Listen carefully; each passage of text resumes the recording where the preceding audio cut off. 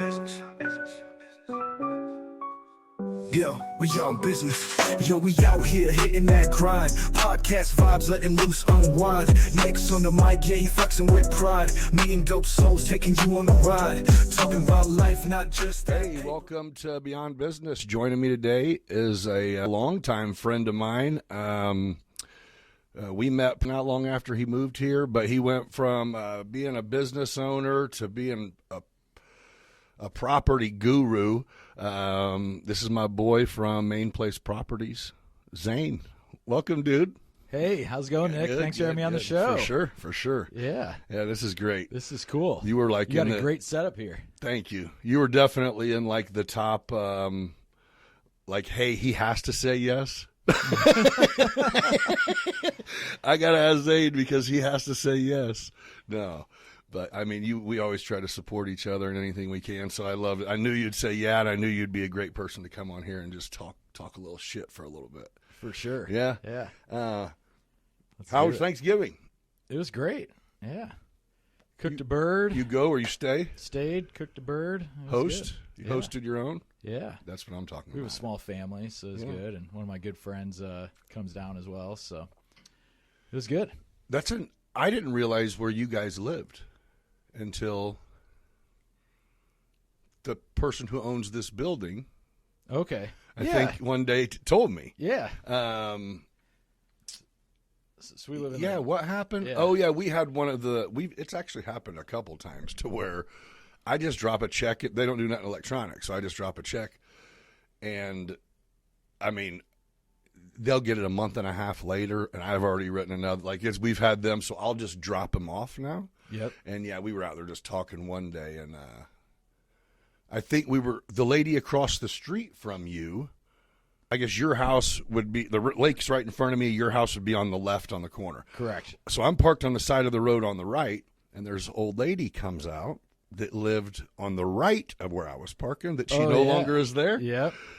So she comes out. She was a sweetheart, too. Dude, listen, I was there for like an hour and 45 minutes. She came up with 2 empty cat bowls and was like, oh, you scared me. And I was just like, what is going on? She like kind of walked down the middle of the street. And, anyway, she ends up getting me to like walk her back into her house.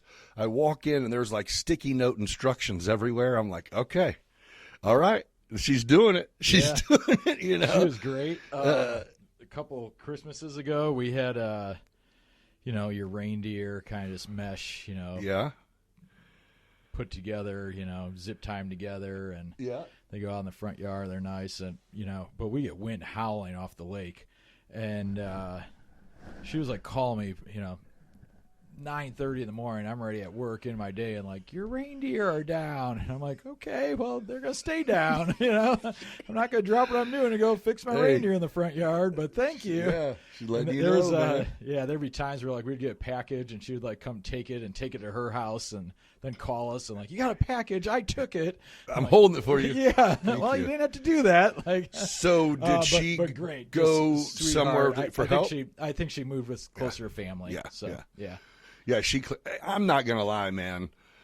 Whenever whenever I get old like that, old, I would prefer to start half-ass losing it a little bit than be like in pain or something. You know what I mean? Yeah. I'm like, or there's something too, living in a community. Yeah, there is something you're right. to that because you're right.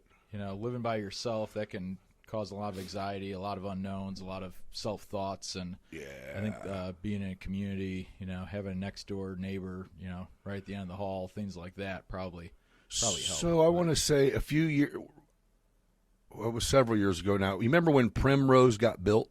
You know what I'm talking about? Yeah. So it's 10 years ago. It was it was like the expensive place or whatever. But so my mom had, somebody that she knew that was at the age where it was time, Dude, I went and helped move her, because it was an apartment. I mean, a legit 1-bedroom apartment. Yeah. I mean, one wing of it but I think a nurse could be there at the push of a button, and they bring your medicine around, you know what I mean? But other than that, it's whatever. And, dude, they had like a coffee shop, a movie theater, a hair salon, poker or bingo room. No, it was like a little like different card table game. Yeah. But I'm telling you, it was like, yeah, I think if you choose to just be angry and lonely, that'd be a bad choice. Like, them people they're straight. I sat there and talked to some dude random who used to be a coach somewhere, and he just went, and a gal came up and was like, "Hey, you can just spin off anytime you want, and he's gonna be fine." And I'm like, "Okay," because I don't feel like this story's gonna end. It's been Was it first quarter for a while? We just got to 1984, and we started with the leather helmets. Yeah, but it was like, but it was cool. I mean, I won't say it. It didn't seem like people were suffering, and that's right. That's all you want is right. Go and in there. That's probably not the case in every one of those communities, and right. You want to make sure it's a good one. But anyway, we're getting a little ahead of ourselves there. No shit. Yeah. At least, thankfully, we're still youthful and don't have to worry about that. But it's a changing culture, right? I mean, I think those were probably introduced sometime recently in the last 40 years, maybe. Yeah. Maybe a little bit earlier than that, but I wouldn't say by much. But if that choice is made, and I think prior to that, you just had generations of, this is my house. I've lived here for 30 years. I'm not leaving. And I think you still have a lot of that. And, why, I think that's the problem is it's get to the point where if it gets, the kids agree to let mom or dad fight it out, and then it gets to the point where that's not possible and they have to go somewhere. Well, now you are selling that house. It's not staying in the family. You can't all of a sudden put it in your kid's name. Like, you're losing your stuff. Well, that's the cost of retirement, right? Yeah. Which is still, the average American's nowhere close prepared to retire. No. And with inflation like it has you're prepared been, to, if you own your house and your health is fine. Yeah. If your health only gets better after retirement. It's like Social Security. In my opinion, Social Security is probably one of the biggest scams that America's bought into as a society. Yeah. And I think it served a purpose. But in this day and age, what you pay in, there's no chance you can recover it. No. And, No. But meanwhile, the average Joe American just, doesn't see it on their paycheck. It's a line item up top. Right. It's not their take-home pay. They're not thinking about it, but they think about it as the safety net. Oh, I already have something for retirement. Well, no. Right. One, you're trusting the federal government to invest your funds and give it back to you when the time comes. That's even it with the pensions and the hulls. I mean, it's right. a ton of money going in something you're going. I mean, at least when you start, you're going in 30 years. I can predict that shit's going to be good. Right. You can't predict 2 terms from now. Correct. Yeah. Exactly. Yeah. And that's all it takes is something big happening in the world, which, knock on wood, hopefully that doesn't happen ever. But, no, it's just it's interesting. And that's something the more, as I age a little bit and become more self-aware, probably something I didn't do the greatest job of, but I was mindful of and had, tried to just put a little bit aside. Right. And it helped from, having some friends that were financial advisors that, $50 a month. Start there. So start with $50 a month set aside for, just put it aside. It forces you to save. You're giving up one night out at dinner. Not even, back when. Right. No, you're right. When I was, in college and going on date nights and stuff, I used to be able to go out and spend $50 and. Right. Yeah. Now it's $50. No have cocktail. A steak at Applebee's. Right, Yeah. Exactly. Well.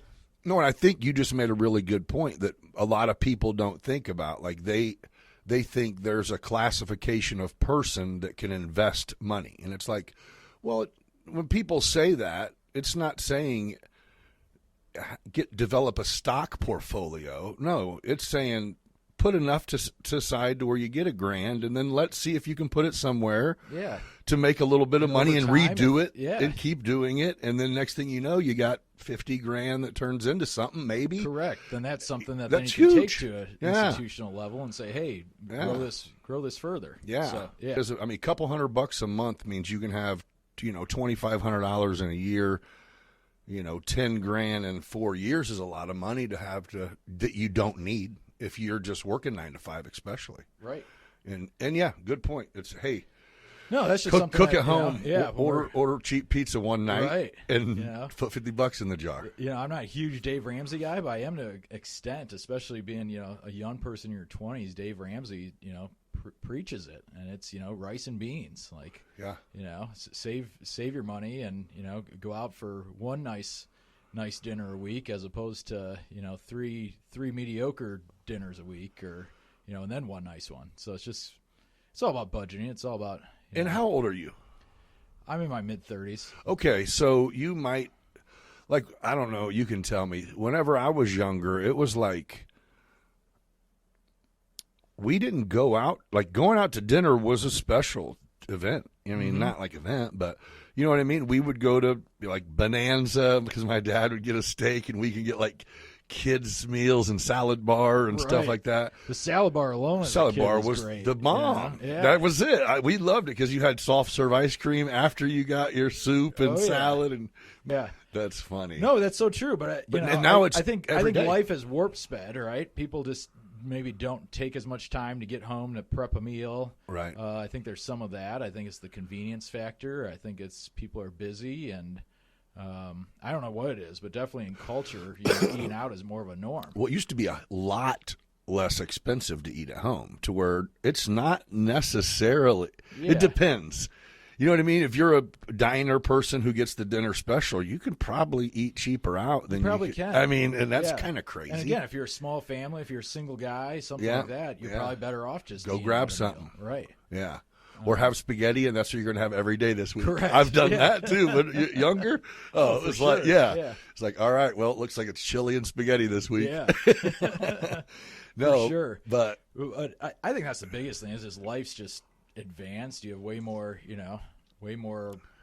two working parents than ever before. It's almost an expectation nowadays. Right. Whereas years ago, that was, Well, maybe that's it. It depends. On if you have. When I was a kid, my mom would always be like, order something that I won't make at home, because it was always just special, and I'd be like, oh, I'm going to get the hot dog off the kitchen. I was like, or something that you can't get at home. Right, right. Good point. Yeah. Yeah, that's good. Yeah. But I just remember it being a special thing, and now it's literally like, where are we going? Like, if I go to the grocery store, let me just try to get some shit that's not going to go bad before I'm even around to touch it. Right. Oh, I hate that. Yeah. I mean, I'm a bread and milk throwing away dude, but I have to have both at all times. Yeah. You know what I mean? Fresh produce is tough to keep up on. And, I'll eat two things, a little piece of the cauliflower, then it goes bad. Eat some. Yeah, right. That's it. Yeah. I go to the store hungry. Unless you're feeding an army, and making it that night. Yeah. But, when I do my best, when I eat my best at home and eat healthy, I'm going to the grocery store prior to stopping at home. I'm picking out the meal. I just did this last night. Picked up some salmon, broccoli, a little thing of, microwave rice. It's perfect. What, and you'll cook lunch for yourself, or you mean like at home for dinner? At home for dinner. Okay. And then I try to meal prep at least a couple days a week. Sundays, Monday, Monday for lunch. Get a couple Monday things. I usually try to schedule an office day, and I'll try to carry over a dinner if I'm cooking, chicken breast Sunday night. Hey, I'll make an extra one. And some people do it like clockwork. But some are, I have some friends that like Sundays they're making their whole week, whole 5 days of food. Yeah, that's admirable, man. Because it is. It takes discipline, and talk about discipline and savings. That's a whole other life discipline of. No, you're right. You can make that bag of chicken feed you all week. Right. Yeah. I mean, and you're saving from the lunches where you used to get a lunch for less than $10. That's about unheard of. Yeah. I think anywhere you go, it's almost like a $20 ticket just for one person. Yep. But especially if you sit down. You're dropping a 20. Right. Yeah. And even carry out. Sometimes there's not that big of a difference, except for Well, and that's it. It's so strange because we have, and you were an employer before, so you knew wage of just an average job, or a starting job or whatever. Yeah. But now I'll even hear what someone makes, and I'm like, dang, and then I'm like, wait, no, that's not great. It just seems like seems great. You make $25 and $24 an hour. That's sweet. Then I'm like 10, 15 years ago. Was oh wait, awesome, no, that's right? Yeah. I'm like, no, that you need. Yeah, that sucks. Right. Then I mean, you it do don't. math and times 40 and times 50 and okay. All right. And then deduct everything that's not seen.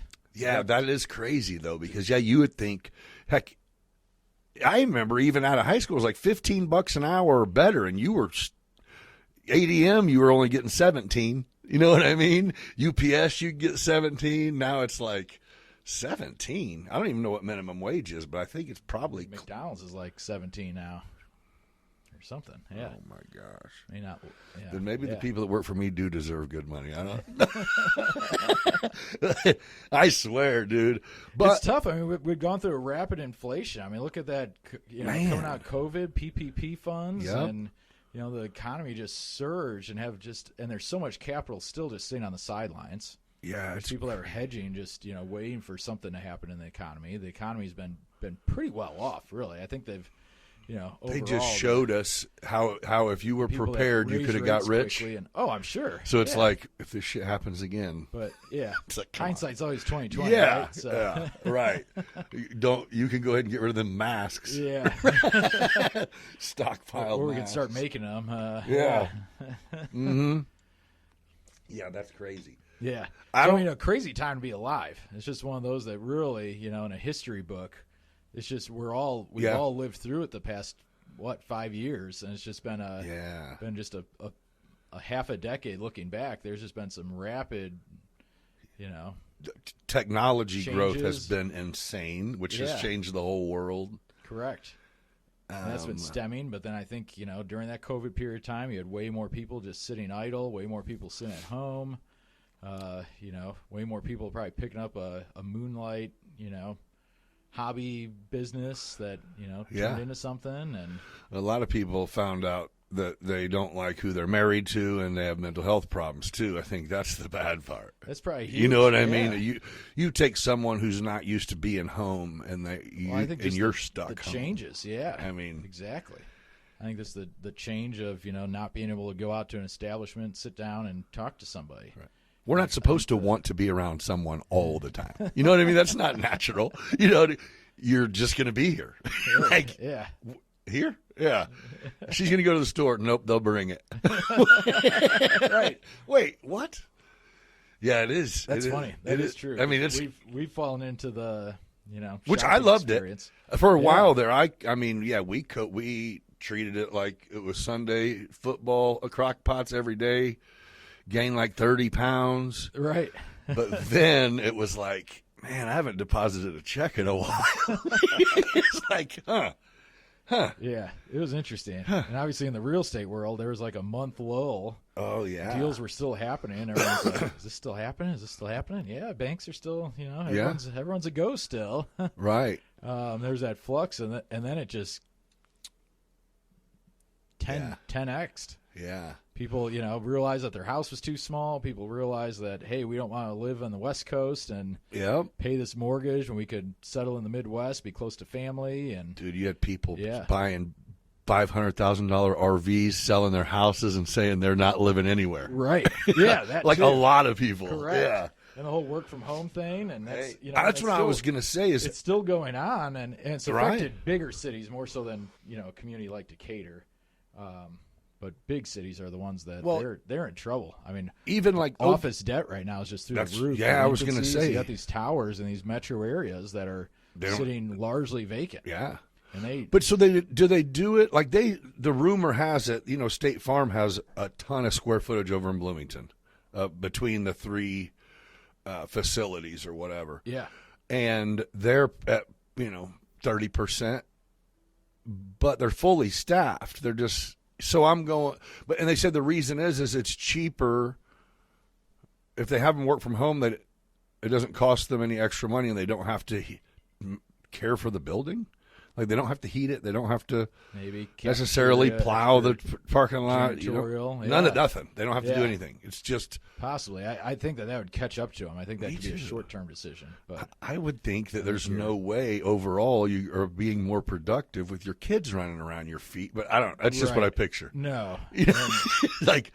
Yeah, I think I just read an article this week that corporate America is just really slacking as far as actual work productivity, which is not surprising when Yet another thing. Everything. Trades are struggling. Corporate America is struggling. I mean, yeah. It's kind of like March Madness when they say that's most like the most unproductive week in America, because everyone's so caught up in basketball and people they have are their money in the pool. And, everyone's more concerned about coming to work to talk trash and which I get it. It's camaraderie too. Oh, but it is. I mean, it's all part of it, and taking a different layer. Us as Americans, we're just hardworking.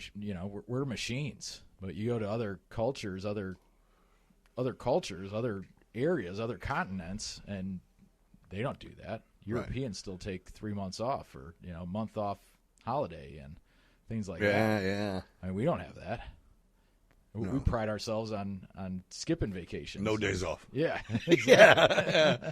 Weekends are for pussies. Right. Yeah. That's crazy, right? Right. But I think that's why America got to get ahead. Got to get ahead. Right. It is. It's your this or this. We're a true capitalist society, and I wouldn't want to change that. No. But at the same time, I think everyone should, take some time off and sharpen the axe, and self-care, man. Right. I think that is it. It's like if you wait till you retire, then you're going to have a rough time, man. I mean, I'm guilty also. I mean, I used to. But in the last few years, I don't really vacation and just wind it down. I haven't been on many vacations where I'm not pairing some work activity in with it, which has been cool. I'm involved in, and that is some commercial organizations that brought me to different areas that I would never travel to. Which is cool. Last fall, I went to Seattle. I mean, I've always wanted to go to Seattle. What was there? What'd you do? CCIM conference. So CCIM is this organization I'm involved with, certified commercial investment member. Okay. Top-notch commercial education, and then there's a whole camaraderie networking component after you get the education. Okay. So deal shares, things like that. But really cool. I had a chance to go to Seattle. And then networking, educating, a little bit of everything? Yeah, a little bit of everything. Yeah. I mean, it starts out as an education component, and it's a designation. So it's comparable like an MBA for commercial real estate. For commercial real estate investment specifically, but it touches everything commercial real estate. Okay. So it was a huge game changer. It was a component, early on when I wanted to go into commercial specifically. And I had people, from the area, people that I looked up to, they were like, you don't need that in Decatur, yada, yada. And, I'm going to do it. I'd rather give an extra level of service. And it was no doubt about it. Yeah, it's great. It's been great for my career. It's been, put me in rooms that I would not otherwise be on, put me on phone calls I would not otherwise be on. And the people who told you don't need it, they're not in those rooms either. They're not in those rooms. Yeah, go figure. Oddly enough. Correct. So really good, and it's just brought me to places that I otherwise wouldn't go. And Seattle is just an amazing experience. My wife's a real estate professional, so she has some flexibility. We have a toddler daughter, so we traveled out there. We went to a national park after my conference. Oh, it was a family event? Yeah. I love it. I'm just in that lifestyle stage where if I'm going to go, I'm going to take the fam and, turn into to take an extra 3 days on the back end, on the front end of, some conference, some, actual business and make it into something. But it's sweet. When else am I going to be in Seattle? Yeah, so let's go see it. It's one of those places I've always wanted to go to. Mm-hmm. And then coolest thing when I was there, coolest thing was the conference was cool, had some good opportunities. We did a networking event in the Space Needle, so that was cool. Ooh. You have a room of 300 real estate professionals, and you're, oh, that's cool. Walking around with a beer in your hand and just like, we're in the Space Needle. Cool. So where are these people from everywhere? All over the country, over the world. Yeah. There's a big community in Japan, Korea, Canada. Poland has a good CCIM community. So it's pretty interesting stuff. And really good. There's some good deal share out of it. Good, all around great for, commercial real estate professionals such as myself, to be involved in. And good to bring back some insight, what's going on in some other communities. Could it adapt well here? Right. And then some insight of a lot of these real estate professionals, they don't know Central Illinois. They just think Illinois is Chicago. Right. And, I've built up a good broker presence in Chicago where they go, oh, Central Illinois, let's call Zane. I don't want to drive 3 hours to go look at this property. So, and then we just kind of work on it together and we collaborate. And that's a big part of commercial is just collaboration. Is that right? Yeah. Working together on it and, figuring it out. And someone might have the client contact, the lead there. They're going to, manage the client. I'm going to provide the local intel, vice versa. I have clients here in the Central Illinois community that are investing in other communities across the country. Oh, and you're saying I'm still your guy. I'm still your guy. I can help out. I'm going to pick up the phone. I'm going to find you exactly who you need. With my guy that I met, 2 years ago that I still stay in touch with. And he's a slinger. In Tampa, Florida, or in, Phoenix. That's great. Or in Seattle. And so it's cool. So going back to Seattle really quick. Yeah. Cool city, very grungy. Just grungy, kind of a lot of graffiti. Oh. They definitely have a huge mental health, homelessness issue. Like dirty? Or just like, it was grungy. It was kind of dirty. It wasn't like San Francisco dirty. Right. But it was just like there's a lot of graffiti. There's a lot of some, homelessness, stuff like that there. Okay. Besides that, beautiful city, beautiful architecture. Feel safe, or just like, I was safe. Just felt like we wouldn't go for a walk at night. Someone got stabbed like 4 blocks away from our hotel, and then the local Seattle guy's like, don't go in that little pocket. Like they like to stab people over there. That's the stab lane. Yeah, Fair enough. Okay. So the bar right by it is fine, but don't go. Okay. Yeah. So it was, but honestly, really cool architecture. Coolest thing though. Just happened timing-wise while we were out there. Eddie Vedder was doing 2 solo concerts in like this small little orchestra venue, like 2,000 people, and he's there like it was like a Monday, Tuesday, and this conference was like a Sunday, Monday, Tuesday, Wednesday morning, breakfast, brunch, and then you're kind of out of there. And Monday night, I'm sitting there, and like I get on Twitter, and I'm like, I'm getting like the live feed from this Eddie Vedder concert and seeing pictures, and I'm just like fiending. And I thought about this ahead of time. Could you go? I'm like, I'm here for this event. No. I have stuff every evening, networking and stuff. Your toddler would not dig. Jeremy. Well, yeah. But I'm sitting there, and Tyler's in bed. It's late Monday night. I'm like, on Twitter, like, this would be great. And my wife's like, you're only gonna be here once. Like, if you want to go. So I double dipped. I did my dinner function, dinner networking, ate dinner, had a glass of wine, skipped dessert around, dessert was coming around. They were going around the room. I'm like, hey guys, I hate to do this, but I just bought Eddie Vedder tickets early this morning. Like, I'm going to jet. And you went. And I went. That is amazing, dude. It must have been like halfway through the show. They have like volunteer, tenants working the line. They're like, "You're just getting here?" I'm like, "Yeah, like I'm a little late." You're like, I just want to hear a few jams, bro. I like this old dude in his 70s, like with a flashlight. Your seat's somewhere down there. Here, follow me. I'm like, I'll get it. Yeah. I'm 5 rows back, a couple rows in, right. I'll be fine. Yeah. So then I get there and like, sorry, I'm late to the party. Everyone's great, and it's just a super awesome performance. And I was like, from here to. When you describe Seattle as grungy, that is in my mind exactly who I pictured. So then when you said Eddie Vedder, I'm music, like, that's me. That's my jam. That is great. Yeah. I listen to podcasts a lot during the COVID period. I kind of navigate away, but I'm just a music guy. Yeah. I mean, something I love about my job is I can listen to some tunes. I can crank on Excel. I can do some math. I can evaluate a property. I can turn the volume down and take a phone call. Yeah. But I just love that. And that was just a really cool experience. When I was out that way. It was just one of those, like, just. That is amazing, especially for her to read your mind and go, I know what you're thinking, dude. Just do it. Like, you just need to go. Yeah, go air guitar it for a second. Yeah. Go. It was great. Yeah. It was great. Go to Target and buy a Nirvana T-shirt. So you. Yeah. So then meanwhile, I show up in like sport coat. Of course. Everyone else is very Seattle grunge. It was great. That is dude, that is one of those. She nailed it on the head. It was a bucket list. When is this going to happen? Yeah, dude? my wife was like, you just need to Was go. it Pearl Jam or Eddie Vedder? It was just Eddie Vedder. Singing Pearl Jam songs? A lot of Pearl Jam songs, some of his solo so stuff. You knew what. Oh, yeah. Yeah. It was good.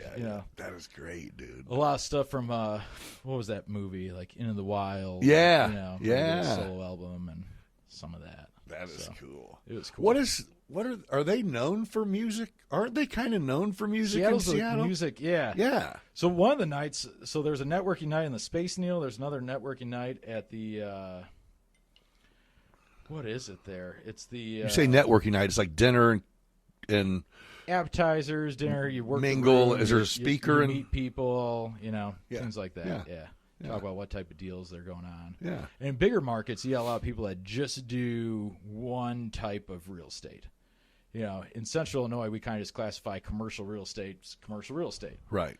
But you go to bigger markets, Different there's sectors. guys that just do industrial buildings this size to this size. Or, I know one guy in my network who just does cold storage. So he just does refrigerated warehouses. We're talking That's his thing. 200,000 plus square foot refrigerated warehouses where the whole thing is an icebox.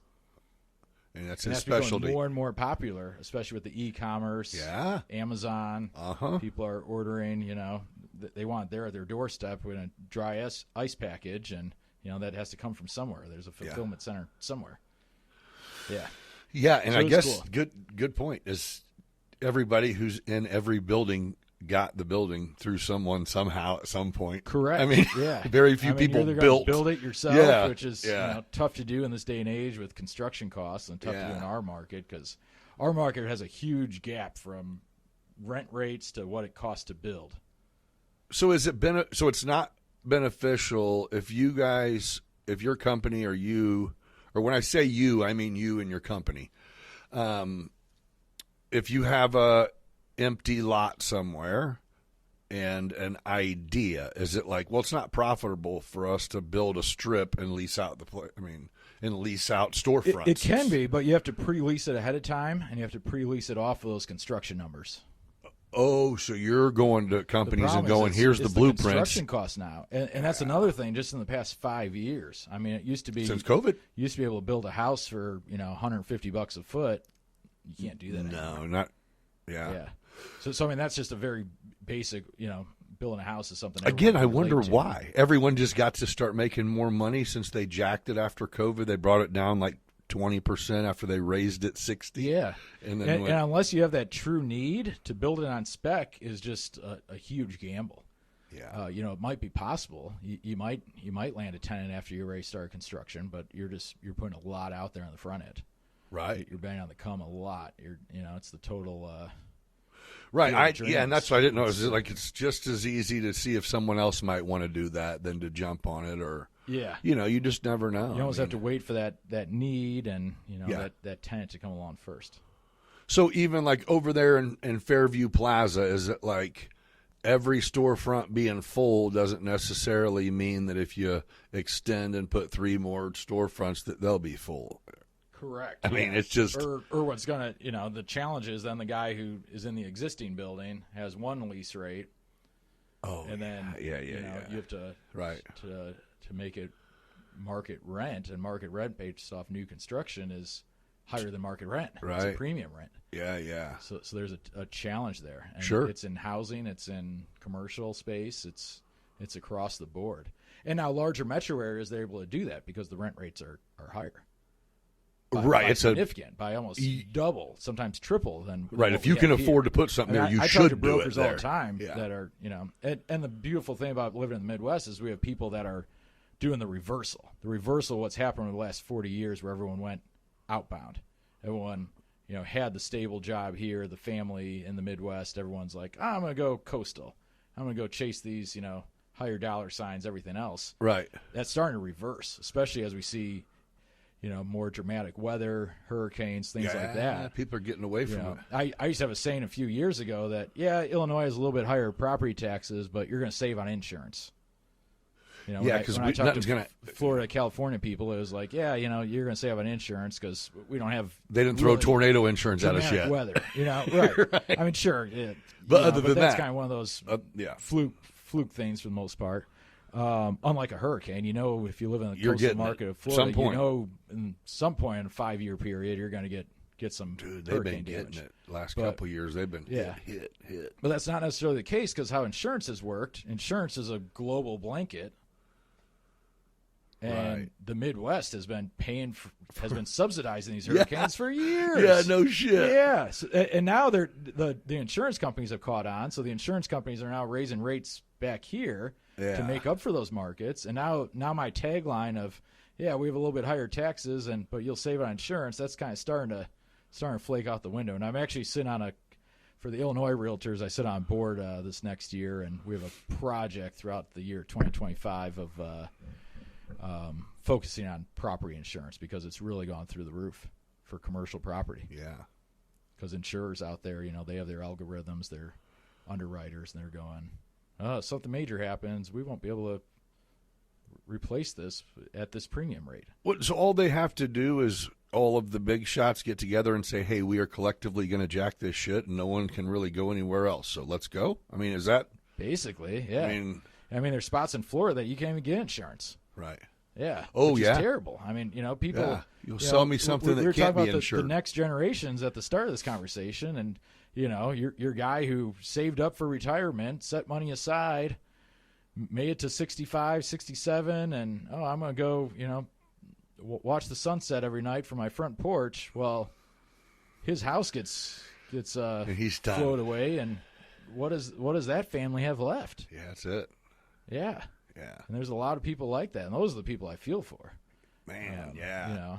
Investors, speculators, things like that. Hey, money comes, money goes, but it's people that saved up their whole life and they're done. There's no more plan. That beach life dream and beach bum, and they earned it. Right.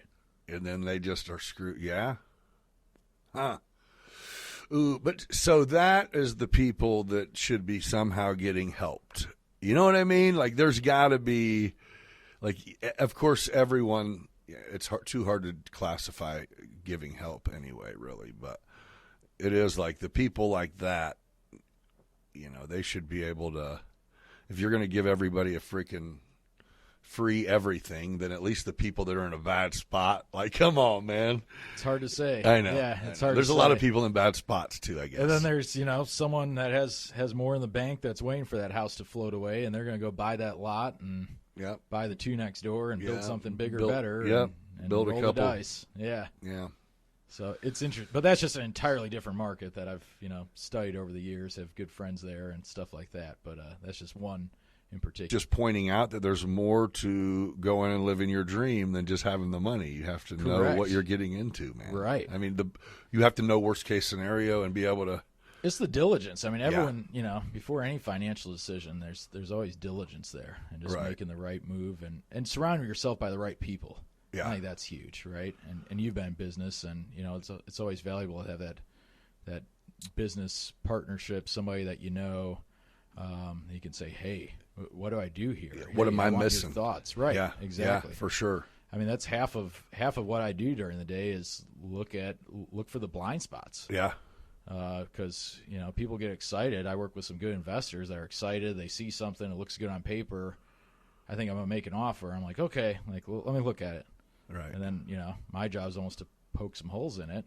Not to say that it might work, but sometimes my job as a commercial advisor is to poke holes.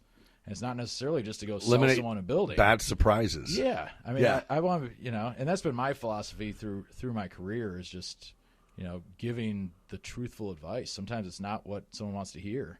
Sometimes I don't have the answer for them either. Sometimes I don't have that crystal ball, and there's got to be some appreciation there because you're but going, that's hey, what it is. And real estate brokers are kind of a dime a dozen. I mean, you get a license, you can sell anything in real estate, but you have to know what you're selling and what you're doing, and you have to give the right relationship building. You got to. At least I would assume, if you're buying a home, you might only buy one once.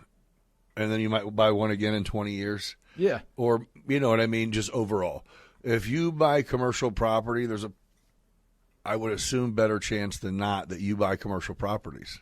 Correct. You know what I Most mean? times, yeah. Like it's developing that relationship to where you're going. Like that, and leasing commercial property, no different. I mean, there's an occupancy cost always. Is it the right space? Is it what you need? Is it... So how does it work if you lease places? There's a whole lease versus own analysis that I do with people. And are you better off leasing or are you better off owning? Do you want to pay a landlord or do you want to pay the bank and pay yourself back in time and bank on appreciation? And what's better for you? And how does that affect your balance sheet as a business? Is it better for you to have the debt on your books and this big loan that you have encompassed in your building, or are you better off to keep your business minimal debt? Use your bank loan for working capital, for equipment you need, for stuff like that, and go out and lease a place. So you're the one who brings even to everyone. You try to go, hey, let's look at it a little bit differently. Correct, yeah. Because everyone does get tunnel vision. When something's exciting, it's like gung-ho, everything's going to be perfect. Yeah. And, banks like loaning on real estate because they have collateral, true collateral. Yeah. versus equipment, things like that. But sometimes it's not the best use of a debt load for a business, especially if a business is expanding. Hey, go lease a place for a little bit, see how your business does. Yeah.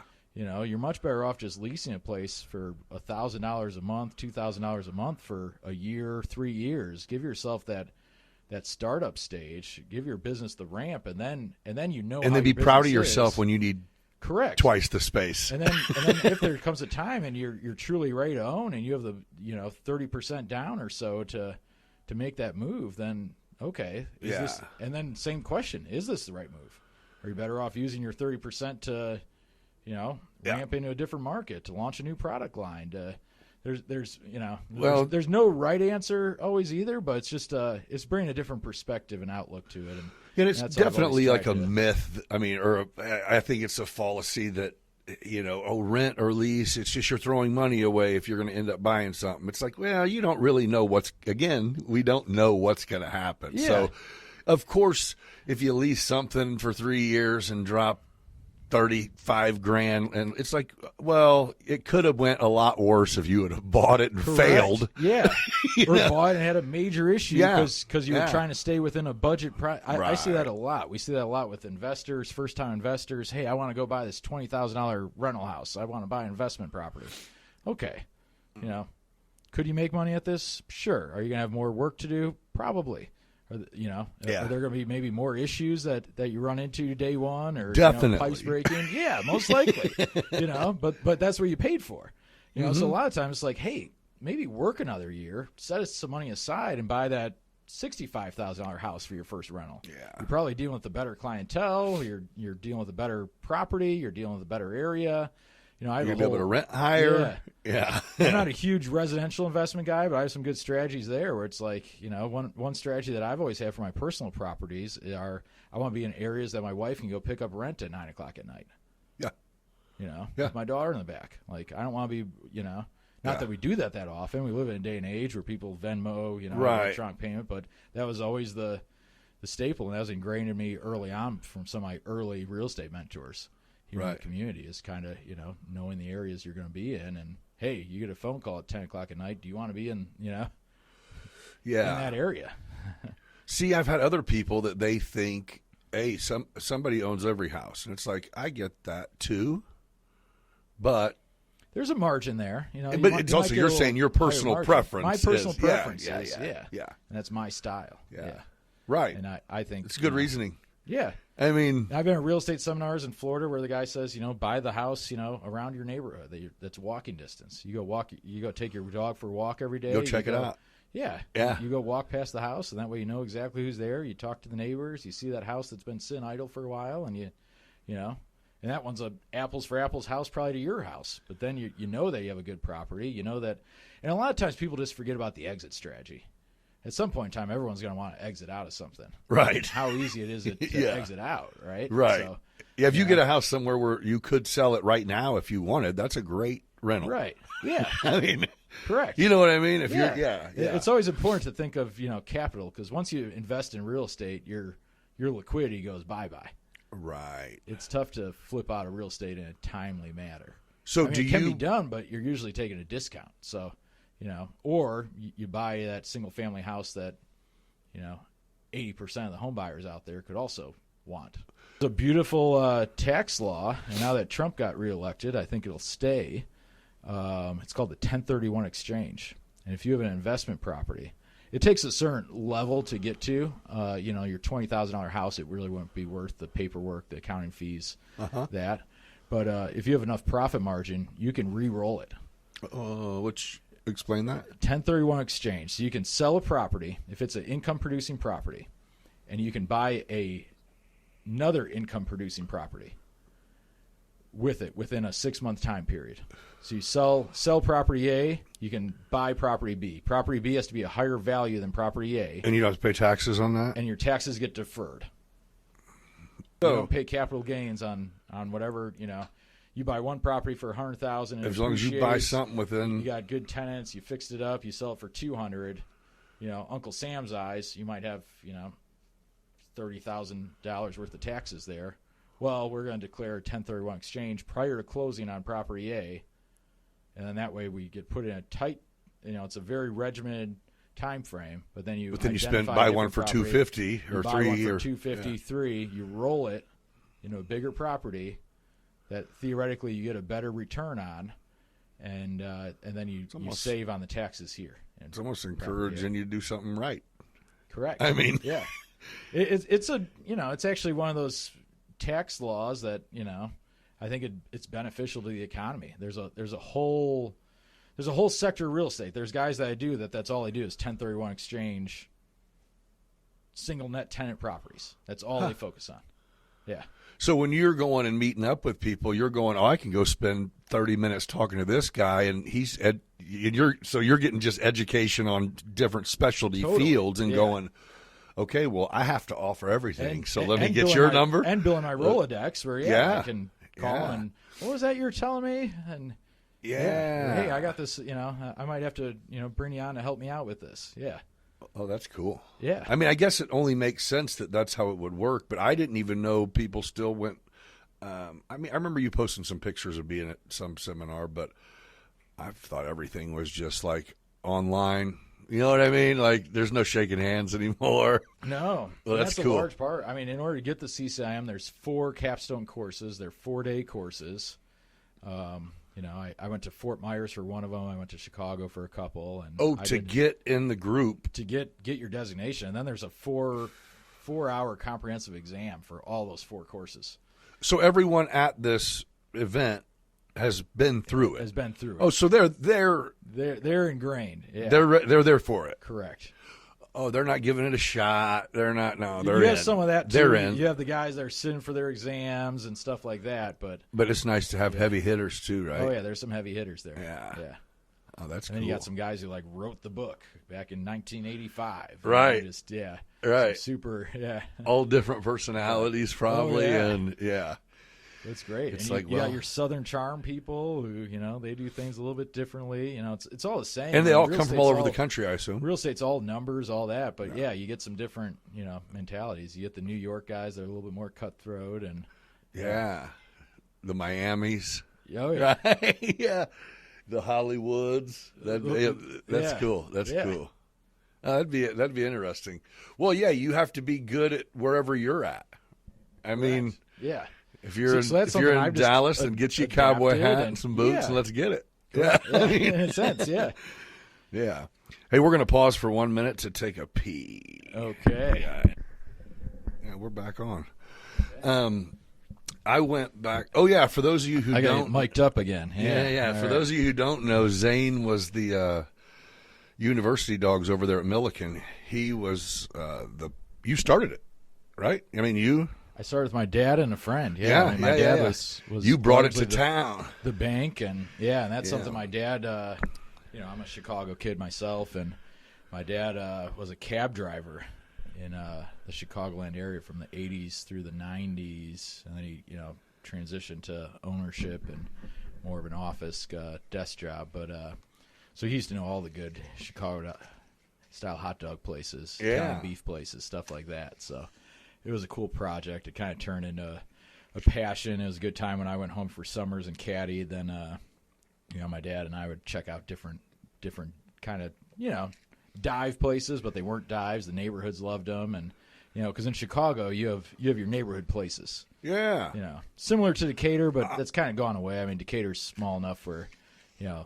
I used to love living on the West End because it was really close to LSB and the winery and walking distance and things like that. And that's Chicago, probably the only area in Decatur that I think is, it's really one of the only areas that you could still walk to an establishment. I mean, there's not many, unless you just live right at the edge of a commercial area. Right. There's not many that are really kind of a walking community. But the West End of downtown is a great stretch, and that cobblestone West Main looks Street. Good too. Yeah. I mean, but it's a walking community. I mean, there's people that walk to work from the West End that work downtown. That was originally the reason for the money for what is that, Maine that goes all the way? Yeah, that was kind of the reason behind it. It ties Milliken to downtown. Yeah. And I mean, it is. They did a good job. I mean, it's beautiful. Even downtown looks good. Yeah, I mean, downtown's just going to keep getting better. And when I go to other areas around Central Illinois, everything I always hear from people, Springfield, Bloomington, Peoria, is Decatur has a beautiful downtown. Champaign, people kind of say it, but Champaign is nice downtown. Champaign does. Peoria's coming back with the riverfront, but they're doing a lot there. Well, Champaign is just rebuilt in the last 10 years. Everything's new, the patios are nice. It's new. No, all these communities, people always go like, Decatur has a really nice downtown, and it does. What's nice about our downtown in comparison just to Springfield, let's say, Springfield's very vast. It's you can't really pin downtown to one spot. No, it's like downtown's 10 kind blocks of by an 18 blocks. It's kind of just thinking, looking at a map. Yeah, and they have great areas and they have great blocks that do well, but they're kind of block by block in the downtown area. Our downtown's kind of a 3-block radius, and it's been building back really well in my 15 years of living in the area. It's been cool to see. Yeah, they do have. They just take care of it. I mean, everything looks good. The buildings look good. Are you guys going to keep the bank building, or what are you going to do with that? Yeah, the one with the bear. Yeah, I didn't know what mural. the plan was. Is anybody in there? Nobody's in there. There was a law firm in there for a long time after the bank. A single law firm occupied it, and due to COVID, they decided to downsize occupancy costs a little bit. Right. No, that's one that's in the works. Right. We have no real set plan for. We were talking to a really good group for a while, and they went elsewhere and or didn't go anywhere. I mean, it would just seem like it'd have to be something specific, right? I mean, it's kind of carving it up, but that's something. Right now, Main Place manages some properties downtown that are good core properties, and last year, Decatur passed a downtown TIF district. It's actually a central TIF district. It stretches from downtown all the way west El Dorado to Fairview Park Plaza. So we're working on and TIF is a governmental economy incentive that takes 23 years for the developer to recapture some costs in the investment. So what is it? What will be happening? So right now we're working on the Floor Gems building. Yeah. Oh yeah. There's construction. Yeah, construction going on. We're doing a whole all new windows. That was just a dated building. What all is in that building? I mean, Floor Gems. There's a salon upstairs, Capelli's. Oh yeah. And then there's some other businesses on a lower level. But we have 2 floors in the middle that have just been sitting idle. We've been waiting for tenants to come along. They haven't. So our goal is to go in, white box them, make them look nice, and then ready to go for get somebody in there that'll love it. Correct. And the building's going to look very sharp from the outside come spring. Yeah. They'll be in good shape. And that's just a focal point in downtown Decatur. Floor Gems just recently did a stellar remodel in their space. Right. Obviously, that's a specialty store that not everybody attends, but if you get the chance, if you're in the market for some jewelry, I'd highly recommend stopping in their showroom at least. It is absolutely beautiful. Yeah, it is a beautiful spot. Beautiful spaces, yeah, and they just did a fabulous job in their remodel. So that's cool. That we're able to. It's yet another thing looking good down there. Reverse where we could have did the outside and made it pretty before the inside, but one of those timing issues. But so that's one project that we have going on. On Merchant Street above Giggles, we're adding apartments on the 2nd floor. So there will be some more downtown living. What was there? Nothing. You walk into there, and it's like offices from the Dick Tracy era. Oh, okay. They actually have some really cool wood trim. Right. Like You're like, yep, that's gone. Your 6-inch wood trim. Real stuff. Yeah. Yeah. But at the same time, it's been sitting idle for 50 years, and a lot of downtown is like that. The first floors are occupied, but what's up above is just there. Yeah. Back in the day, it was the owner of the store. It has been touched. Yeah. I mean, and that's cool. The history is cool. Heck walk yeah, down the dude. stairs and be in my business. That is cool. Yeah, and I think that's coming back. Yeah. And I think as we talked a little bit about construction costs, things like that. That's what I was just. These are existing buildings, so you're saving on construction costs. And you're doing away with a home payment. You know what I mean? If you're living there, I mean, you don't have a house also. Correct. You know, that's certainly possible. I mean, yeah. Well, there's different loan obviously regulations, things like that. Most people would probably rent it out to their kid, right, or whatever. Why not? Yeah. That is a really cool idea. Even if you had the store and the manager you had rent your apartment, you know what I mean? However it did it, have someone who is store related or what a great fringe benefit for your manager. Oh man, yeah, no doubt. Yeah, yeah. Hey, cost of living just went down a lot. Yeah, that is cool. Yeah, I don't. So I think we'll see more of that. I think the construction costs, that gap that I talked about, of rent, and I think that'll play in, and existing buildings will be seen with new life. But sometimes existing buildings reach a lifespan too. And For there's sure. just a lifespan where they're not adaptable anymore. There's a cost. The cost to adapt it versus just build new. It's apples for apples. Why not just build new, make sure it's to current code? Yeah. Why carve up something that's from the Stone Ages and try to make it, there's always that give and take, and that's tough. That's tough for the average person to relate to.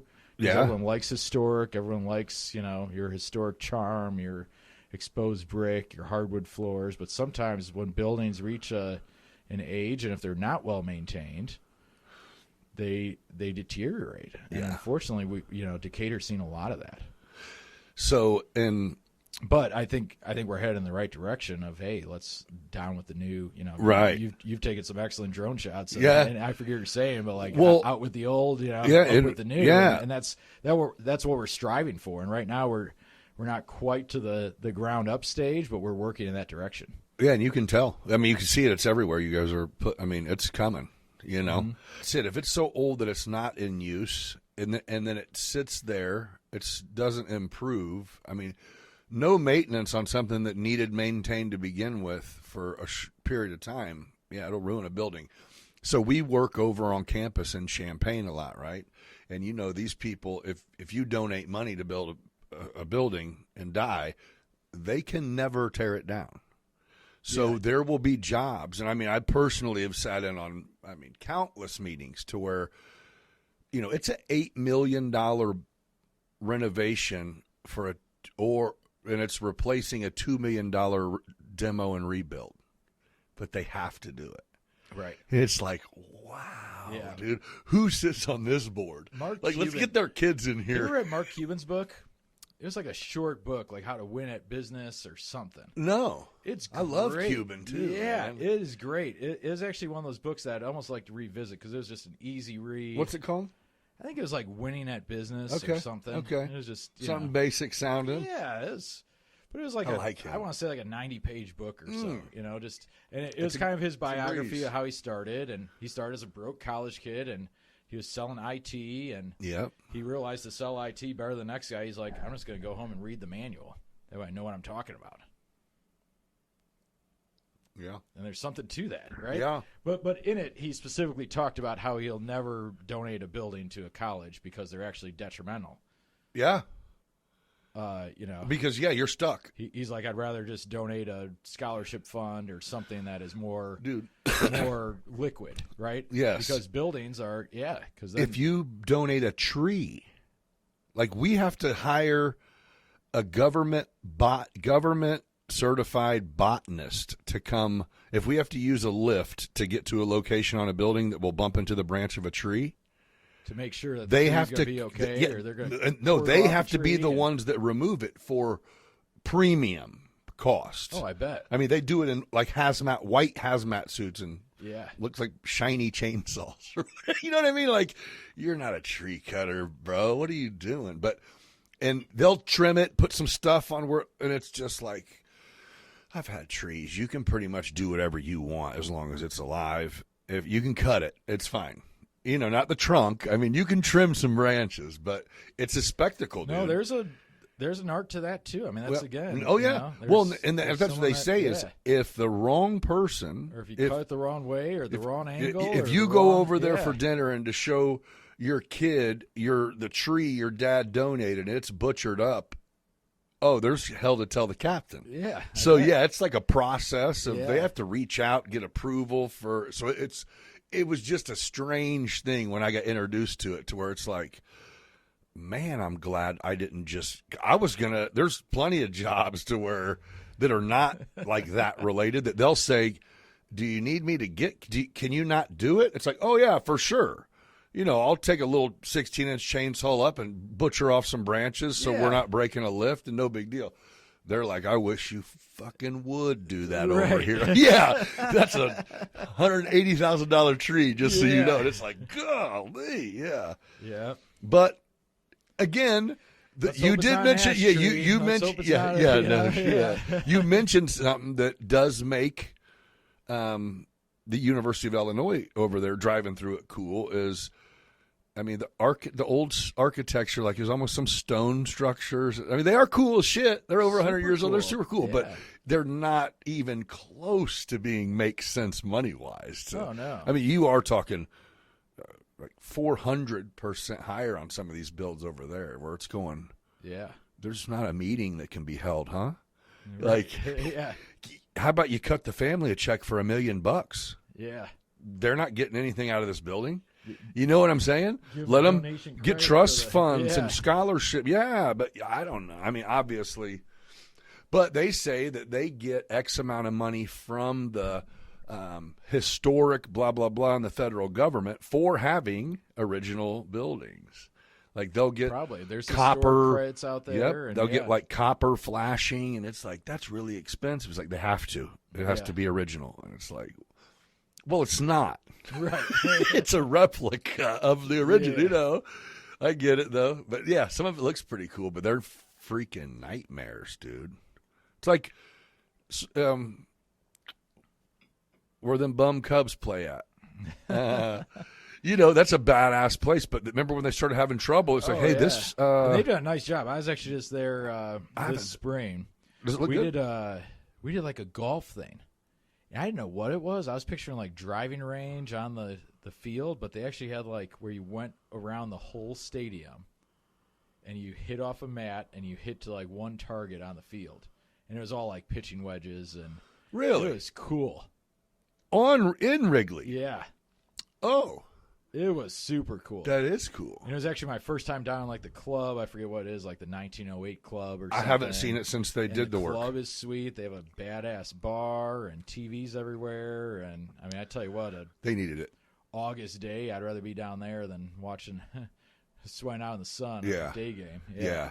They did need it. Yeah, they needed it. Correct. Thank goodness they won that 2016 championship, so they could do that. That is what it was too, right? Oh, yeah. It's all World Series money. It is no shit. Hey, wait, there was they just gave out the biggest sports contract ever to some baseball player, like yesterday. Did you see that? I saw that. Oh, was it Yankee that came to the Mets? I didn't want to get my phone up, but my son sent me a message. Let me just look at it real quick, and he told me. Yeah, you're probably more in tune in the baseball world than I am. He just sent it with and I'm like, "Are you in school?" Juan Soto to the Mets for a record $765 million contract. So this is a hot topic. I have a couple good true baseball diehards in my office. One of them is Lucas Ryan. He's a young gun, graduated from Millikan, starting to get his MBA, got his real estate license, super motivated guy. Okay. And just like focused and awesome dude. Thrilled to have the opportunity to work with him. But we were talking about how there almost needs to be a cap. Because there's no cap in the MLB right now. Yeah, you think? Yeah. Shit. That's a prime example. And this was a conversation that happened 2 weeks ago prior to this announcement. Because there's 100% chance within the next 2 years someone's better than him. Oh, yeah. If there's not already people better than him, but they're already under contract. But you know what I mean? So they're going to want $800 million. Come on, man. But what's the odds of the Mets making the World Series next year now? Right? I don't know. Yeah, I don't raise it that much. You know what I mean? It's still hitting a round ball with a round bat, right? And I think that's it. I mean, the Yankees actually proved that. I'm a Cardinal fan, and that was it. Nobody else. But, dude, when I started getting into, like, reading magazines when I was, like, late teen and even into my 20s, an ESPN magazine. Yeah. And they had a Steinbrenner interview, and, they were basic – He was just like a the guy, a baseball loving rich dude, filthy rich, and it's like, I mean, yeah, okay, so it's going to cost $90 million, but I can get the best at every position. Well, then let's do it. Like, It's a no brainer. Yeah. And the interviewer was like, but so you choose to not make money, and he goes, we got Alex Rodriguez for $17 million a year, and the Rangers still had to pay him $8 million a year for us to take him because he had 25 a year. He said, I raise parking 50 cents. No, I raise parking $1 and hot dogs 50 cents, and we both make $17 million every year from now on that he's here. And it's like, that's some gangster shit, dude. Yeah. You know, valid point. We're packing this stadium with people. And this is the guy, I've never seen his face. I've only seen the back of his head in Seinfeld. Yes! That is great. You're right. Yeah. Costanza! Did Costanza work for him? Yeah. That is hilarious. What dude. the hell are you doing with these polyester jerseys? That is great. That is it, dude. Oh, yeah. But the Oakland A's were playing the Yankees, and the Oakland A's, it was that Bobby Bean, what's that show? It's a great show. Or a great movie. I can picture it, but I can't think something of it. Ball? Moneyball? Moneyball. Yeah. Brad Pitt. Was and that Jonah, Brad Pitt or was that Dennis Quaid? It was Brad Pitt and Jonah Hill. Okay. Yeah, and the numbers. Billy Bean. Yeah. That Billy Bean shit was cool. It was like sports are a numbers game. Yeah. Get the people that produce. I think Theo Epstein had produced that or proven that, right? How's that? With he was at the Red Sox. Oh, he yeah. came over to Yeah. the Cubs, and Yeah. he brought the Red Sox a reign, and then he brought the Cubs. That's a reign. crazy, right? Yeah. He just was in. That was good positioning. Right. Yeah. That's really good. But, he was just the numbers junkie and the baseball fanatic, and it worked. He recruited well. He was looking at and he's playing chess while others are playing checkers, right? It's just the classic, and there's something to be said with that in business. This is true. Let's wait. Let's take the years that just suck that we're treading water, knowing that we're investing in the better years. And that's easier said than done. It's easier to say when you're at your better years. Say it when you're at your better years, but grinding is tough. I don't know if you ever watch Gary Vee at all, the influencer. No. Yeah, but I mean, his big thing is like patience. When you're in your 20s, just patience. That's huge. Yeah. It's one of the hardest. Always like the 3 Ps, and I took a marketing class at Millikan. The 3 Ps were something. Maybe it's the 4 Ps, like product, pricing, something. But mine are passion, patience, persistence. And if you can pair all those together in something, you're going to do well. But it needs the right mix of everything. It's just, I You guess have to have the passion. And they're almost in chronological order. You have to have the passion in what you're doing. Yeah. To have the patience to love it enough. Because a lot of people like something, they get into it. If there's no instant success, it's over. Yeah. Yeah. It's the passion enough to have the patience, and then pair that with the persistence of just grinding. And there's nothing better than persistence in business, and it's everything. That's great advice, because I love the industry. I love the people in it, but sometimes there's a point where if you don't know what you're doing, you should phone a friend. Right. And that's just it. Sometimes that's the best way to learn. And phone a friend. Is by going, or pass let me it off. see how this works really with someone who knows how to I do think this. The average Joe doesn't always realize that. They want to help out their neighbor. They want to help out someone they know, but then they pull them in on something that's just way over their head. And, right. Whoever that agent is should phone a friend, go, hey, this isn't my specialty. Let me call somebody who does this more than me, and let's help you out. Yeah. And we can figure out payday. We can figure out all that. It's not always about that. It's about helping the person make the right decision. That's big. Yeah. I mean it falls into your patience thing too, because like you said, you can sell a building to someone who probably doesn't need to buy it, and it, they just can't see it. But instead, you talk to them and build a relationship and advise them. Help me in 10 years from now. Yeah, It's not going to help me in 2 years from now when they go, "What the fuck? This isn't what I thought it was." Right. You know, and I was like, well, you know, if they go through with it and I tell them things and then they call me and I go, well, I told you this, this, and this. Then it's not on me. Yeah. But, you know, my goal is to help people. There's no I told you so's would be ideal, right? And there takes a level of patience in investing. You know, right now in particular, you know, I have some investors that get excited, like, hey, this looks like a good deal. We better jump on it. And I'm like, okay, send it over. Like, let me take a look at it. I take a look at it and I go, hey, what about this? This doesn't look quite right. And then they go, oh, you know, you might be right. And then they get less excited about it. And so we might try to buy it still, but let's make sure it's the right number. Let's make sure we're buying it right. So you advise. Like, patience. All the way. Yeah. Yeah. Totally. And a lot, you know, in investing in commercial real estate, which is kind of my specialty, I do leasing. I do a little bit of everything because we're in Central Illinois. Yeah. But in investing in real estate, patience is crucial because markets ebb and flow, and you know, waiting. You go just a little early, and you made a bad choice. You could have made a bad choice. Yeah. You know.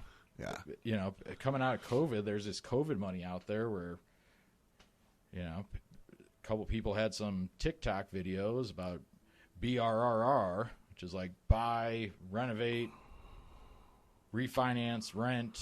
You know. Right. And now everyone and their mom wants to own real estate. Yeah.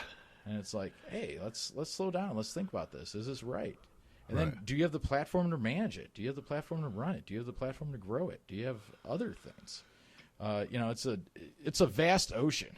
And the worst thing that a real estate professional could do is like, hey, let's make this deal. Hey, I collected my commission check. You know, I'm out of here. Yeah. Good luck. Here's the keys. And then that person that doesn't really know what they're doing is left stranded to figure it out. And sometimes that needs to happen. I mean, you know, if it's a bite-sized property, okay, no one's going to get burned a lot. But if we're talking $1 million, $2 million, $3 million plus, you know, portfolio, no, we got to dive in. And there's always that internal rate of return. You know, someone that has $1 million burning their hole in the pocket where I want to buy real estate. What's your $1 million doing right now sitting in the bank with your financial advisor making in the money market account? Right. You're making 4.5% and your money's liquid. Right. You can go, hey, here's a property I really should buy. I need $1 million right now. Yeah. I can pull that. I got a phone call. I got to wait 7 days. I have $1 million in my checking account. Right. You buy a property, you don't have that. And that's what always comes down to in investing in real estate is that internal rate of return.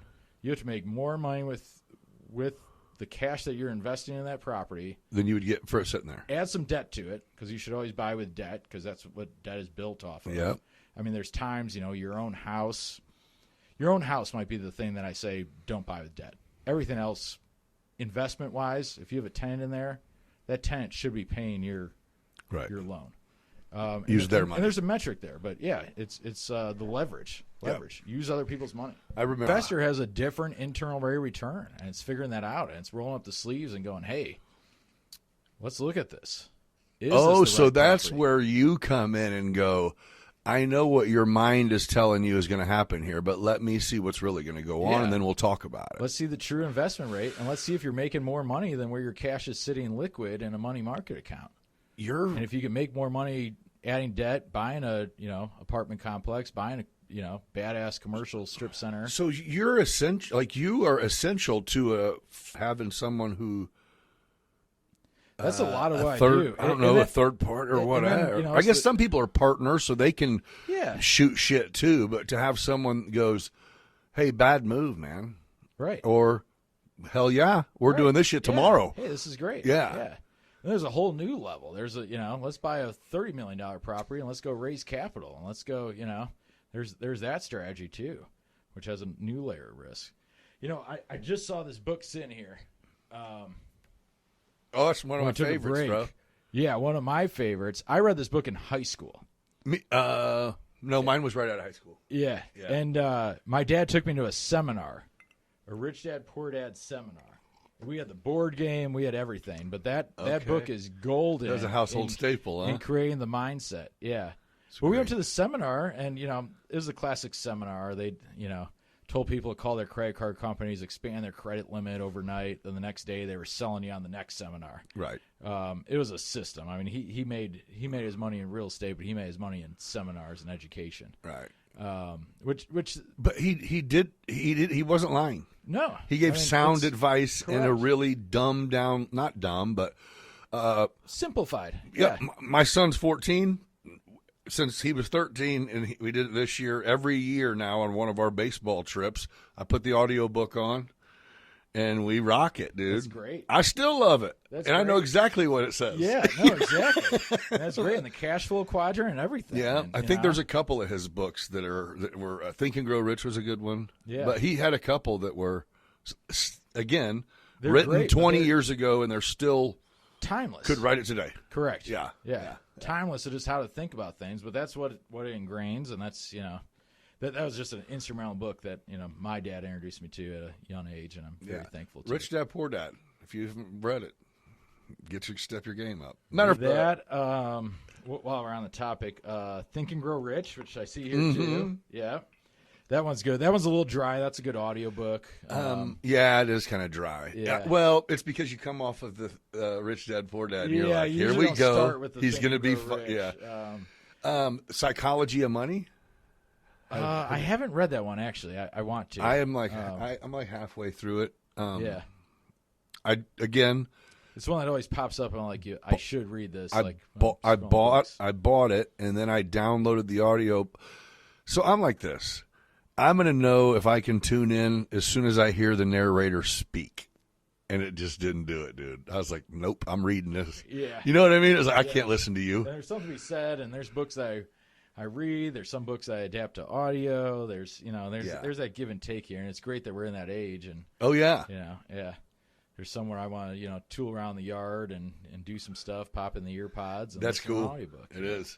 With technology now, it's lazy if you put out poor quality photos as a real estate agent. You know what I mean? There's too many apps. You can do way too much with a phone. Correct. To have shitty stuff out. Everything. AI makes it so if your wording on something is bad, you're just lazy. Poor quality is a lazy choice. 10 years ago, I used to stage a house. Right. Just to get the picture. Yeah. Now I can go. What do you want? This in it? Do you want this? Yeah. Exactly. But we're in the eye candy age. A realtor can show a home, with the Matterports, and you can walk through a house or fly through or see every video, every perspective of a home, and I could confidently buy a home somewhere and not ever be there. You're in the age where people do. People do. U-Haul trucks pull up before the owners. Oh, yeah. It scares the shit out of me. I'm like, you're not coming here for closing? You're not going to do a walkthrough? Send me a whatever link. I'll DocuSign that thing. Huh. And that was back in my home selling days. But even still, I have investors that buy stuff and never seen it. They just reply, We're number chucking. That's it. Right. Yeah. Yeah. But no, fuck that. I think everybody has to. I think everybody has to walk through it, see it, meet the tenant, shake the hands. I mean, fuck. In today's day and age, travel is easy. Yeah, it is. Yeah, you can. That is one thing. And if you're going to spend $500,000, $1 million on a property, fucking airfare's not crazy either. Fucking drive wherever it is. Just get here, go look at it. It always kind of it actually baffles me the amount of people that do have trust enough in real estate and markets that don't. I mean, I guide people through that, but if I'm buying something, I got to see it. I got to touch it. I got to walk through it. Yeah, right. Well, maybe that's they're just really rich. It's your own style. But again, however, if I decided I was getting in, I ran across where I just had a bunch of money, and it was like, you know what, I'm going to start. Let me see what Zane what Zane thinks I should do to try to make some money with this money.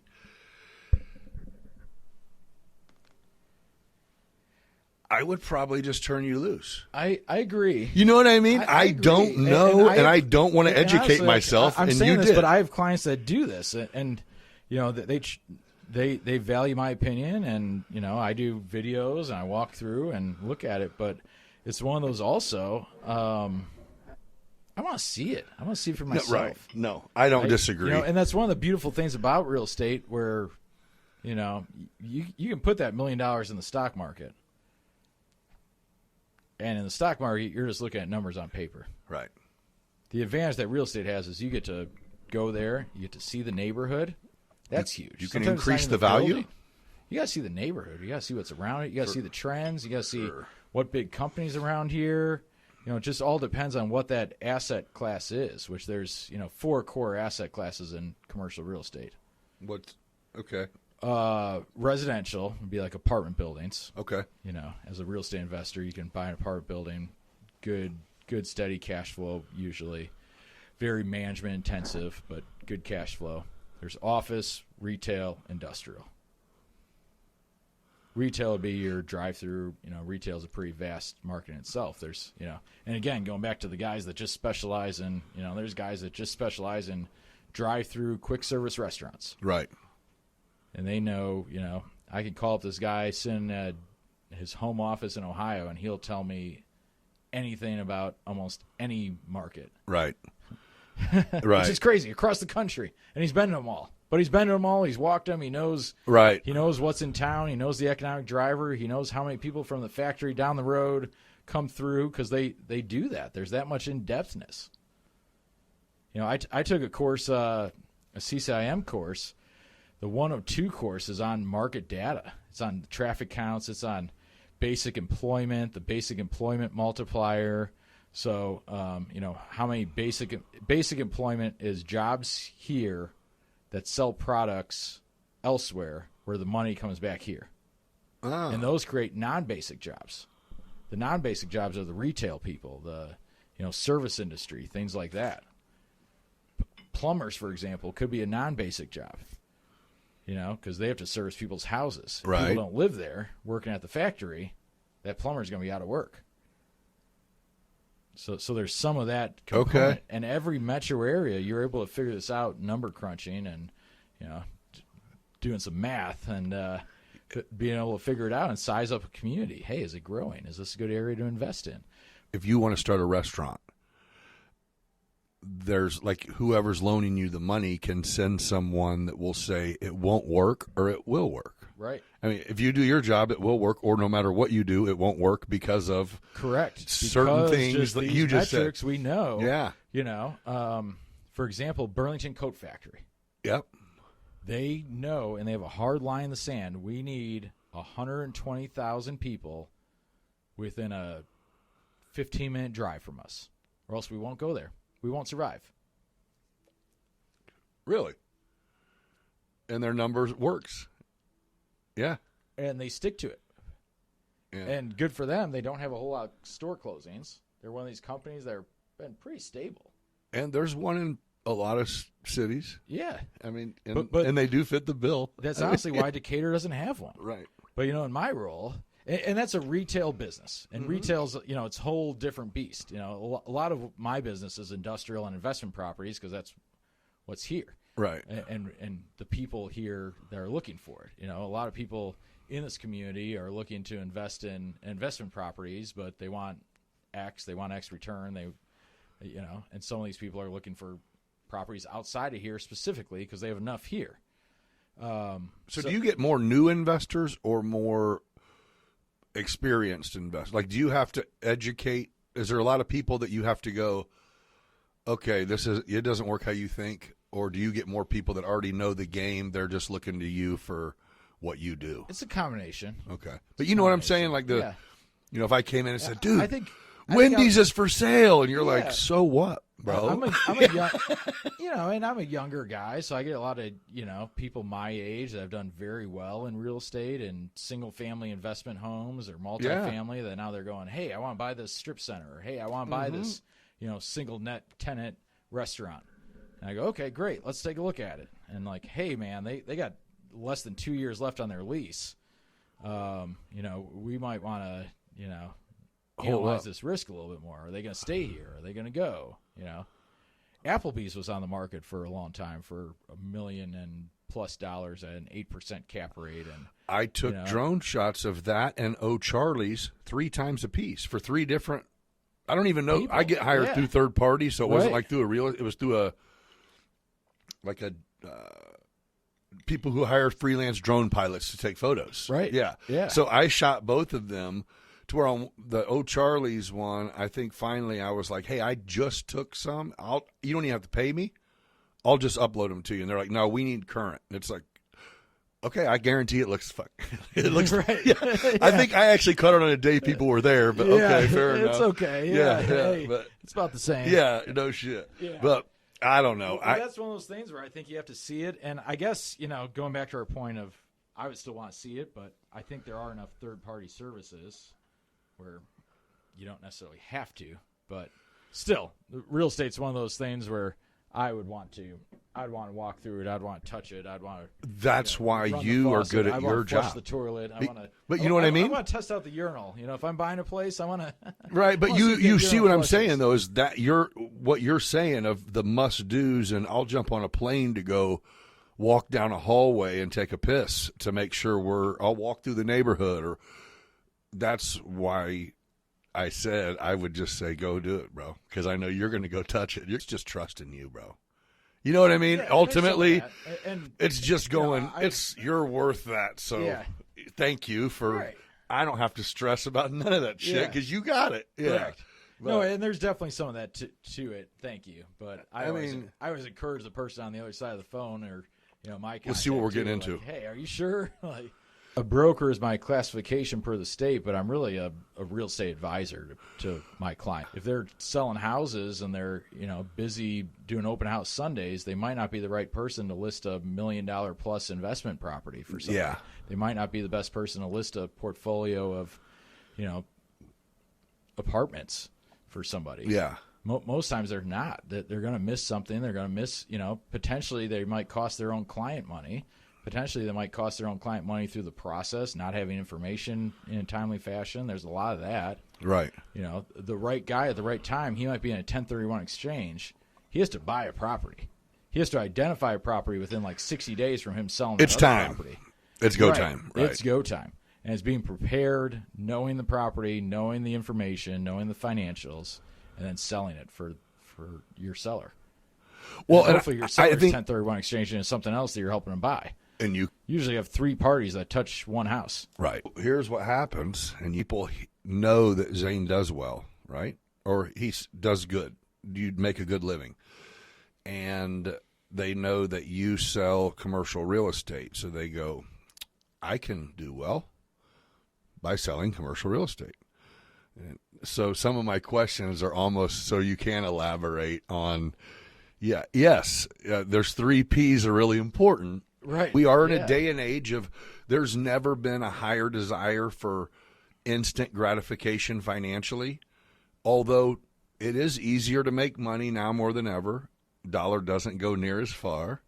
So it kind of goes, you know what I mean? Yeah, there's new brokers that join my team that I have the chance to mentor. That's great, you dude. Be You're great for it. $100,000 within, 12, 18 months after starting. If you're not, something's not adding up here.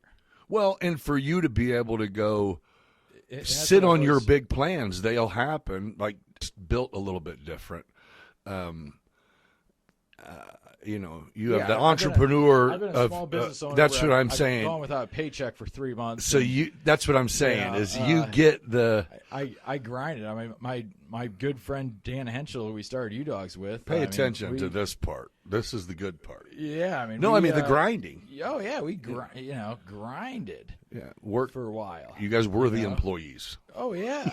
and it's just one of those that we grinded, and there's a point in time where I had this college house and the furnace went out, and something was working. It was heating up, but the blower went out. We lived in this house for a month or two with no blower.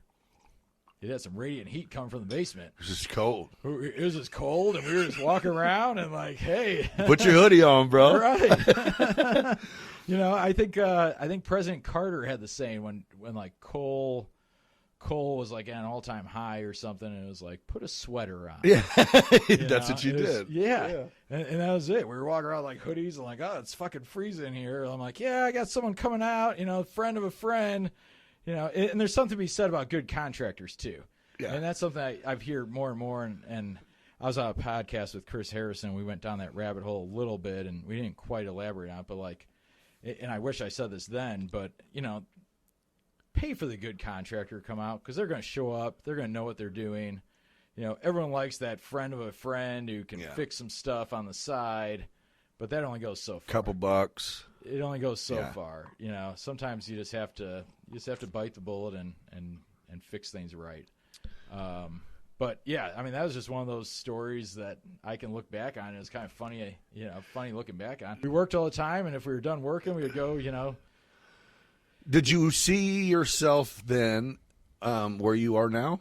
Where you were putting a sweater on, and even when you started the hot dog joint here, did you have it? Were you like, oh, I'm on my way somewhere? Somewhere, yeah. Okay, or I didn't know. At the time when I started a hot dog stand, or do you have? I want to open up 5 of them within 3 years. So my question is, do you have the opportunity now to, even though you have still high goals and your sights are still set even higher, do you have the opportunity to just go, hey, good job, me. I kind of did something. The old pat on the back. Yeah. Do you do it? No, fuck that.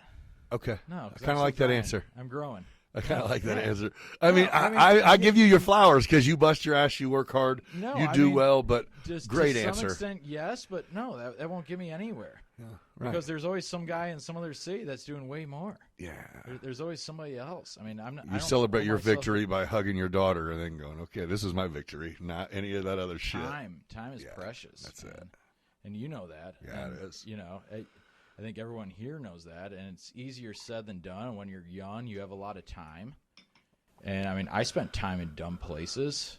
My other favorite book that's not on your bookshelf, and I'll have to get it to you. I don't think it's on your bookshelf, is Dale Carnegie, How to Win Friends and Influence People. Ooh. Yeah. Huh. Sounds like a good one. It's a good one. But it's in Dale Carnegie or Think and Grow Rich, but it's, you know, time is everyone is playing checkers and chess, and the only opponent on the other side is time. You know, there's both pieces to move at the same time. We're both moving the checker pieces. We're both, you know, every day we're blocking, tackling, you know, figuring out how to advance across the board. And then we're also playing the chess pieces. We're also figuring out, I want to move that rook over here. Because this is what I need to happen eventually. Right. But it's a mixture of both of the classic board games. I mean, the board games from the start of time, it's a mixture of both of them. And that's what we do day to day, is we block and tackle. We, you know, hey, if I can hop over a piece and turn into a king, great. Yeah. Hey, if I can move my pawns around and, you know, leverage, pawns are leverage.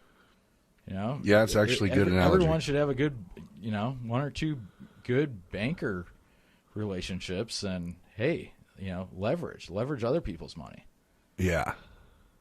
And that's powerful, and that's what I love about real estate. So, you know, taking it back to, I always had an attraction in real estate. One, it's tangible. I major in finance at Milliken, so I like numbers.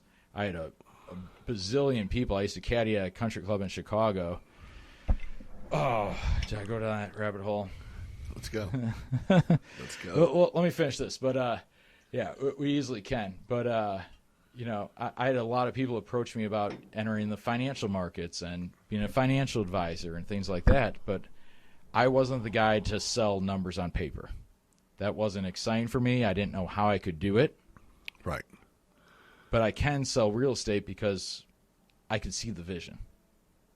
And there's numbers tied to this. Other people's visions, and then there's still numbers tied to it. So it still has the number analogy, but you can see it, you can touch it, you can go down, walk the hall, take a piss, flush the urinal, see if it works.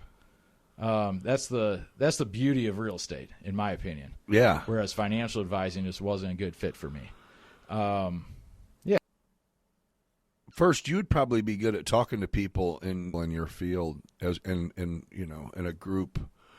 Maybe intentional setting. You know what I mean? Your delivery and experience and age. I've seen some shit. I've seen the guys that have grown too quickly. Yeah. I've seen the guys that bought everything that hit their email, and then they bought some wrong shit. Yeah. That doesn't pencil out. Yeah. That you weren't able to land that tenant there where you thought you were, and it's not fun. Some people can't handle setbacks either, man. And I help people through that too, and that's the part where, that hits home here. Yeah. It's not about collecting a commission check. It's about helping somebody out of the situation that they got themselves into because they probably didn't have the right advice going into it. And you can feel them. You're going, or whatever, right? Yeah, Things change. Yeah. There's no the great game of business is very fair. Right. Always, but sometimes somebody just catches the raw end of the freaking baseball bat. And Let's say there was younger people who don't necessarily know what they want to do, but they know they don't want to go to CAT or go to ADM or they don't want to do that. They want to get into something on the entrepreneur side, maybe sales, whether it be cars or insurance or what is the advice? Like you just go to the seminars, go to, you know what I mean? Go see what feels right. Honestly, or you're like, go work for someone for free. Oh, good one. Would you pass up free help? If there's some young kid there that's interested in drone photography and, you're right. Would you pass them up saying like, hey man, come tag along. We're going to Let's go fly by this cool property. Yeah, you're right. Damn, that's good advice. Yeah, go work for someone for free because, again, when you're young, you have the time. When you get older, you're on the clock. And you need the check. And you need, time has a true dollar value. And there's a lot of people who stuck in shitty lives because they can't quit. Well, and you know what I mean? Sometimes they don't see the dollar value besides what they're making. And I had a good professor at Millikan that said, never think of your time as far as money. Never equate your time to money, like on an hourly basis. Okay. Because your time is precious. Okay. You should always be building something beyond your hourly basis. And at the same time, I've had very successful coaches that I've paid money to that go, hey, how much do you want to make per year? Do the backwards math. Yeah. This is how much every hour is Yeah. Like, but they both make they both make sense. It can be used both ways. Yeah, your first one, I was going, huh? And then it made sense. But the first one is right. It's precious, time right? is precious. Yeah. And if you have the right passion and if you can sustain yourself, if you're a young kid in your 20s and you don't have to go rent an apartment, you can live in your parents' basement and you're pursuing a passion, do it. Yeah. Because that's the best. Use their insurance till you're 26. Right. Stack your money. Correct. Yeah. You'll always miss your mom's cooking and American laundry. Pride. We all want to go out and step out on our own, but there's something to be said about, sharpen your axe when you're young. Because if not, it's going to be a different experience, and that experience is usually a little bit painful in the checkbook. So back to the fundamentals, it's like, hey, if I'm a young person coming out of high school, college isn't really the right fit for me, go follow a plumber I think around. this sounds good. Let me ask him. Okay, Yeah. I like that. Go do a free apprenticeship for 3 months, for 2 weeks, And for whatever it is. What is it? I don't know why I'm drawing a blank on. What is it called that college kids do? Internships. Interns, yeah.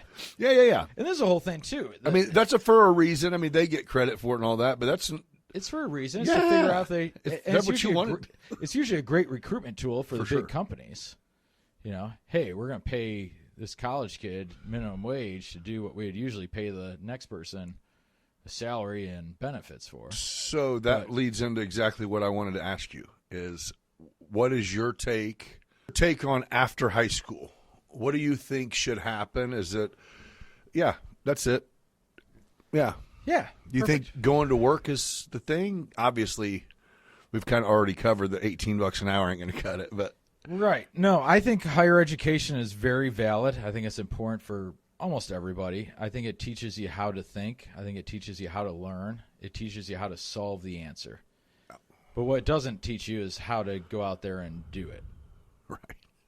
That's crazy, right? That gives you all the pieces to the puzzle. Just didn't build it for you. It gives you some good foundational pieces, but you're the one who has to piece it together. Right. So I think that's valid to this day and age. I also think to this day and age we need more good tradesmen. We need more. I think years ago in England, they used to do it where after high school, or maybe during high school, you would do an apprenticeship. And the only reason I discovered this, I was reading Robert Plant's biography. You know, I'm a rock and roll guy. Okay. Yeah. I was going to say Robert Plant. Huh? Yeah. Okay. Led Zeppelin. Led Zeppelin, yeah. Let's go. Rock and roll. But he did an apprenticeship in an accounting firm. Because that was part of high school. It was like part of in between high school, because they took like a year in between high school and college. Okay. Where you went off and you experienced what you wanted to study to know if you want to study it. It's not a terrible idea Not at all. a terrible idea. Right. And in this day and age, we built this culture where you got to pass these standardized tests. You're going right into college. No, I mean, you know, before somebody spends 4 years studying accounting, let's go team up with a local accounting firm. I'm sure they could use a young person who's willing to learn to shuffle some paper, do some stuff. It's just getting an 18-year-old to see that far ahead. It seems like our culture is the only culture that we don't do that. It's tough because we're such a we're such a grinding culture. Yeah. Where, you know, you need to go out, you need to work, you need to do this. But no, I mean, take that year after high school. Reach out to somebody. Right. Hey, I'm passionate. You know, I love drone technology. I want to do this. Reach out to Nick and go, hey, can I follow you around for a month? Right. You know, I want to see what you do. I want to see the business side of it. I want to see everything. Then let me go to college and study graphic arts or go study business management or go do something. And then along the way, you still have a contact. Yeah. You would still probably employ that person. Right. You know, part-time. Or they find out this isn't what I thought. This isn't what I thought. You know, no harm, no during foul. That time period, and they go, "Hey, I'd rather be a plumber," or "Hey, I'd rather do this." But I think that's where America needs to go back to. And this is, you know, way above my pay grade. This is just discussion. You know, this is the bleacher seats here. Yeah. Where's the peanuts? We are solving problems over here. Yeah. What are you talking about? This is my thought. And, you know, if I were to do it over again, too. I mean, if I were to do it over again, I would talk to way more restaurant operators. And a couple smart mentors of mine told me, hey, go talk to someone who runs a restaurant already. Of course, naive. You're going, no, shy. they'll think I'm their competition. Right. No, they would love to help you. No, they would love it, especially if they're not in your market. Right. Hey, it's a big, big world. You know, we're sitting here in Decatur, Illinois. I talk to people about real estate advice all the time, and they're in different markets. They don't care. Love that I call them and ask them for help. You know, and that's part of this network that I'm involved in is they love it. They're like, hey, this sounds like an exciting deal. And experience you share might help them answer a question they have. And sometimes it's not the best deal for them to be involved in, but they love helping me because they go, hey, the next one you're involved in maybe might be bigger, better. And then that's the one where I think I can add some real value to. But right now I'm just going to help you out. There's a guy that works, I don't think in the same division as you, but over there, Blake, who has that CEO something. Great program. Great program, dude. About life, not just that paper. Doing it big, ain't no time for a hater. People yap behind his back, but we rise like the sun. Gather around, fam, we just having some fun. Beyond business, it's a vibe, feel that thrill, getting intimate. May even get your heart filled. Meeting the legends, those raw and real. Digging deep thoughts, show you how to feel. From the block to the boardroom, we making that move. Beyond business, baby, yeah, we got the groove. Shout out to the hustlers, the real street thugs. We all eat together, no need for the drugs. Yeah, you blessed with the gift, determined to thrive. Nick's breaking it down, keeping that fire alive. Let's go deep like the ocean, no bluff. Beyond business, baby, we can't get enough.